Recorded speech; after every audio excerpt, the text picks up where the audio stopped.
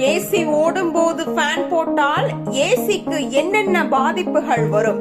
உங்க வீட்டிலும் நடக்குதா? பலருக்கும் இருக்கும் ஒரு சந்தேகம் என்னவென்றால், ஏசி ஓடும் போது சீலிங் ஃபேன் அல்லது டேபிள் ஃபேன் போட்டால் ஏசிக்கு பாதிப்பு வருமா என்பதுதான்.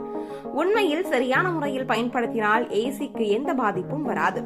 மாறாக சில சூழ்நிலைகளில் அது நல்ல பலன்களையும் தரும். ஏசி குளிர்விக்கும் காற்று ஒரு குறிப்பிட்ட பகுதியில் மட்டுமே தேங்காமல் அறை முழுவதும் சமமாக பரவுவதற்கு ஃபேன் உதவுகிறது. இதனால் அறை வேகமாக குளிர்ந்தது போன்ற உணர்வு கிடைக்கும். குறிப்பாக பெரிய அறைகளில் ஃபேன் இயக்குவது குளிர்ச்சியை சீராக பரப்ப உதவும்.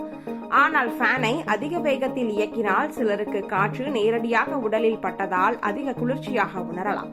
அதனால் தேவையில்லாமல் ஏசியின் வெப்பநிலையை மேலும் குறைக்கலாம். இது மின்சார செலவை அதிகரிக்கும் வாய்ப்பும் உண்டு. எனவே ஃபேனை குறைந்த அல்லது நடுத்தர வேகத்தில் இயக்குவது நல்லது. ஃபேன் போட்டால் ஏசியின் கம்ப்ரஸர் அதிகமாக வேலை செய்து சீக்கிரம் பழுதாகிவிடும் என்பது ஒரு தவறான நம்பிக்கை. உண்மையில் ஃபேன் மற்றும் ஏசி இரண்டும் தனித்தனி சாதனங்கள். ஃபேன் ஓடுவதால் ஏசியின் இயந்திரத்தில் நேரடி பாதிப்பு ஏற்படாது.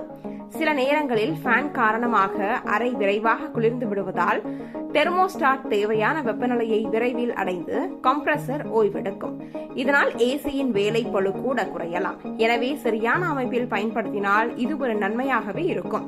இருப்பினும் ஏசியின் பில்டர்களை சுத்தமாக வைத்திருப்பது, கதவு மற்றும் ஜன்னல்களை மூடி பயன்படுத்துவது, சரியான வெப்பநிலையை தேர்வு செய்வது போன்ற பழக்கங்கள் தான் ஏசியின் ஆயுளையும் செயல்திறனையும் அதிகரிக்கும் முக்கிய காரணிகள். மொத்தத்தில் ஏசி ஓடும் போது ஃபேன் போட்டால் ஏசிக்கு பாதிப்பு ஏற்படும் என்பது உண்மை அல்ல. மாறாக சரியான வேகத்தில் ஃபேனை இயக்கினால் குளிர்ச்சி சமமாக பரவி அறை வசதியாக இருக்கும்.